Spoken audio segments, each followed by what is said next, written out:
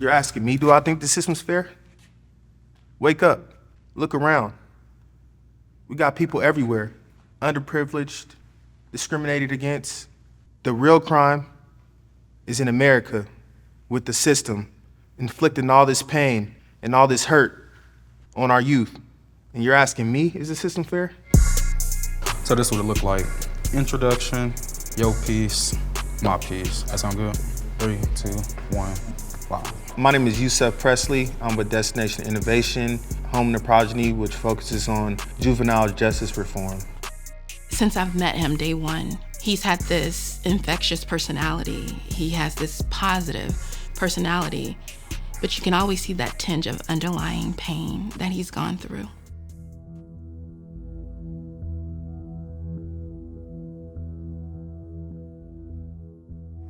This used to be the old Wichita Children's Home.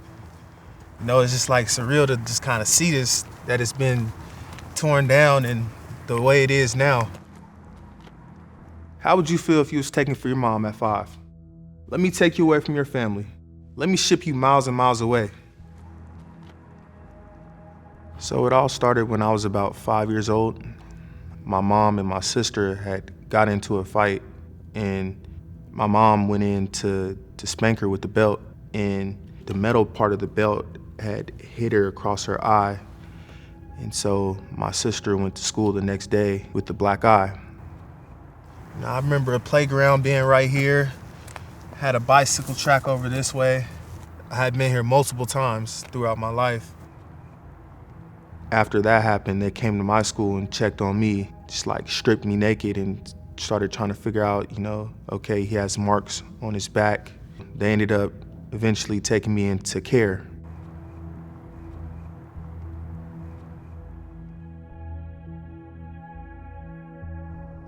I remember that day that I didn't know, like, why are these people checking me? It was confusion. I was like, what are you guys looking for? Where are you taking me now? Like, what's going on?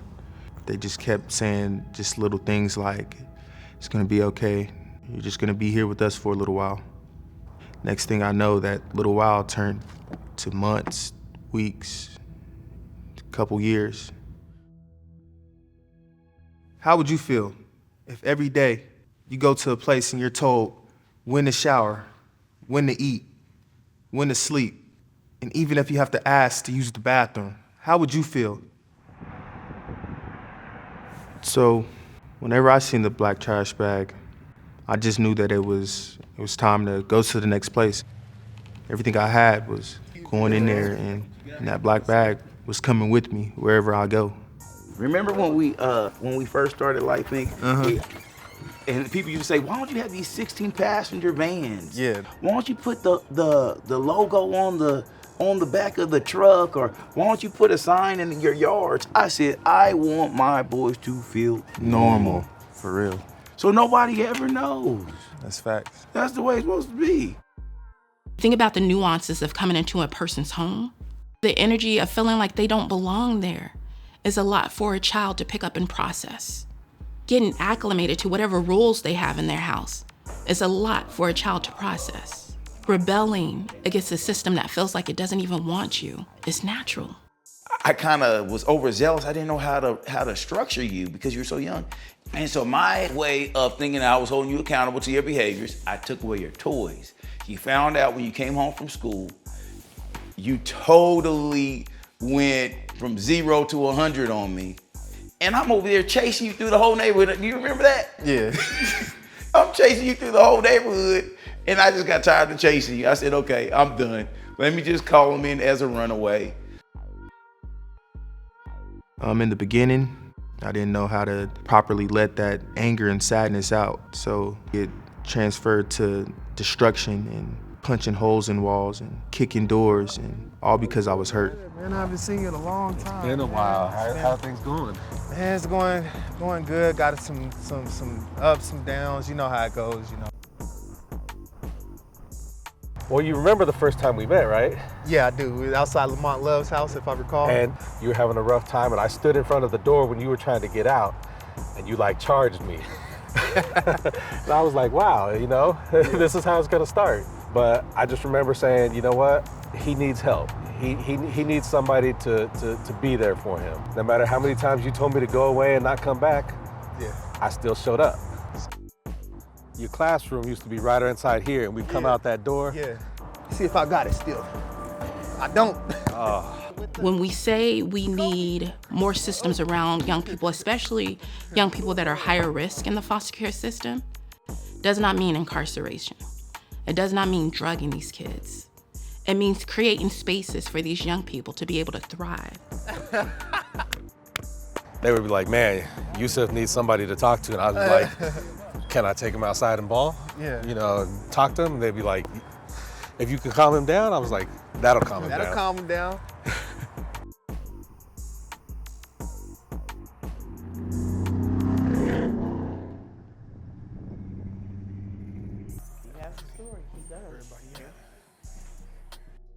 DoorDash. We want to talk about how kids are making poor decisions, but we don't want to talk about that they don't have access to healthy food. We don't want to talk about how their families are not getting the proper mental health care that they need. Now, in the refrigerator, you should see some salad mix, or it's over there we can do the salad and cut the tomatoes and stuff. What the tomato supposed to look like? They're red and round. Well, not. You'd always have a story on why you couldn't do the right thing. Then you get mad, you go outside. You remember tearing up all my flower pots, throwing them? Yeah, those was your mom's. Yep, my mom's, yep. Everybody would be like, you just need to take this boy back. I don't know why you keep trying to work with him. I said, nah, we're gonna get Yusef on the right path. I was tired of going home to home. I was tired of being told what to do. Y'all was my last home. Y'all was one of my first homes as well, so. Minus the hospitalizations. Yeah. And I felt like every time they brought you back, they either added another medication or they added more of a dosage. I remember I was taking Seroquel, Adderall, Trazodone. Oh, Trazodone, yep. Risperdal, Adderall, Risperdal, Seroquel.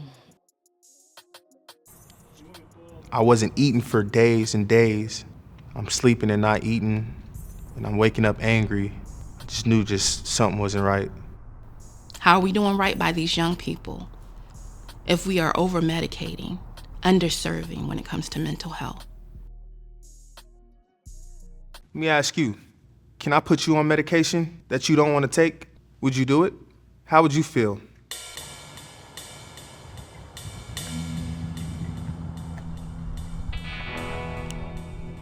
When you first came to my house, you was hell on wheels.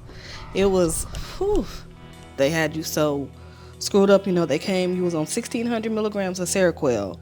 And that was the first thing I did. Without a doctor's order, I cut that all the way down to 200 milligrams, just enough to keep you leveled out just a little bit, because it's like they trying to tranquilize you or something. It was this lady, she was my medication provider for years. She would never look me in the eye. She would say this key word, this is to help you. But in turn, I felt like it wasn't helping. In the beginning, I was like, oh, this kid's gonna get in trouble. He's gonna go to penitentiary. He's gonna stay in trouble because he's at school and he's gonna hit one of these teachers, and then it's gonna be something I can't get him out of. When you have a young person, and particularly in Kansas, that does not have a large Black demographic, that child stands out in those classroom situations. It could be a loud room full of kids talking, but that Black voice is gonna stand out. Now add that layer of having a child that's in the foster care system. They don't have parents to advocate for them. They don't have parents to come up to the schools and fight for them. So when they get in trouble, it's magnified. There was an instance later in my life where I was getting removed from class. As they're trying to move me, I ended up assaulting one of the guards. We're at Judge Riddell's Boys Ranch, what used to be. Used to play baseball and kickball right over in here. You're told when to eat, you're told when to go to sleep, you're told when to shower. Then the building went along right here. And every day, I just had thoughts about just running away. But then another thought would creep in, where would I go? It almost feels like going to a graveyard and looking at old skeletons and old bodies. It brings back unwanted, unhappy memories. That's when I started to collect fines and fees for court and probation. I know one time we was on Morris. What is that place called on Morris? JDF. JDF. We was at JDF, and she wanted me to sign some child support papers. I said, I'm not signing no child support papers. It's my nephew, and I love him to death, but I did not push him out. I am not paying child support. So basically, you would be paying them to keep me, basically. Yeah. Essentially. Yeah. So the fact that you're in their care, and I'm your guardian, they wanted me to compensate them for having you. Like, no, I'm not gonna do that.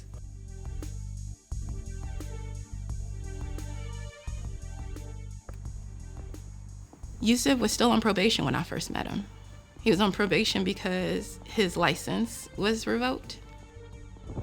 Being around Yusef all these years and watching how he cycles back in and out of jail and knowing that he's not out there doing vicious and violent crime, and knowing that the catalyst to him constantly getting pulled over is most of the times he's just on his way to work trying to pay off the fines and fees that have accrued since he was in the juvenile justice system. You want me to contribute to society? But every time I take one step forward, you push me 2 steps backwards. It's been this way since I was 5.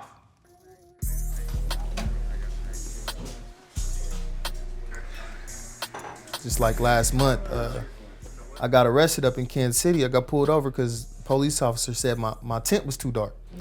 And they ran my information, said I didn't have a license, took me to jail. Bonded out the next morning, I come out, car totaled. Somebody hit it in the middle of the night. So it's just like, damn, I just, I didn't take it too hard because I just know, like, we're dealing with adversity and stuff like that. And I just know when it rains, it pours, But when it's done pouring, it's gonna shine again. So you just gotta keep your head up, You want me to get a job, but you take away my transportation. When I drive, you pull me over. Why? Because of the color of my skin. You want me to pay my fines, but you lock me up. What sense does that make? Councilman Johnson. Good to see you. What's you got of any progress with like the driving legislation or anything like that? Because that's one big thing that has like held me back. Revoke should be worked on this session. This session. I think politics killed it last year. When it comes up, I'll let you know, because you can always go testify. One of the things I learned about the legislature is when you talk about it in those terms, like, yes, my license is revoked, but you want me to be a responsible citizen, you want me to pay this back, you want me to go to work. Well, I need a vehicle, but I need a license for that, even if it's restricted. So, that testimony means something to them. And I definitely would like to go up there and testify. Yeah, I'll let you know. Now's the time. We all need to come together. It's time to give the youth who are underprivileged, unheard, it's time to give them a voice.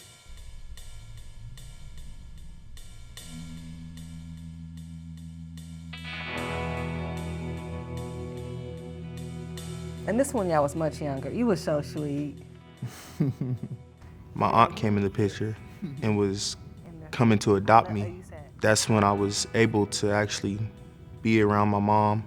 This was the last picture y'all took together, you and your mom.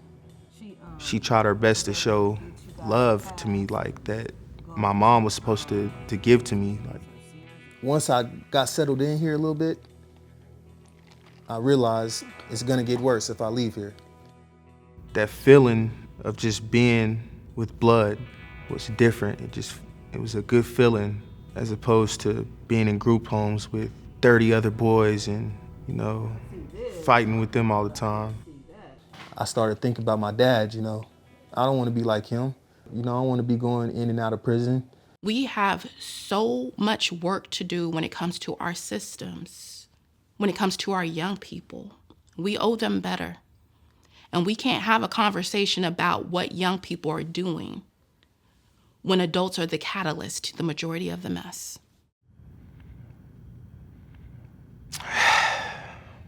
Do I blame the state for taking my mom away? Now that I'm older, I feel like there's always something a person can do. She maybe could have, went, even harder to get me, because like fighting the courts in terms of custody, but at the same time, it's just so much fight a person has in them. So, you a mother figure to me? Because, everybody knows what my mom lacked, you try to provide. So it was kind of like, I got you, Don't worry about that, I got you. I mean, I always had y'all, even when y'all was with y'all mom, I mean, y'all came over with the kids. It was just 2 of y'all, so 2 more extra kids wasn't no problem.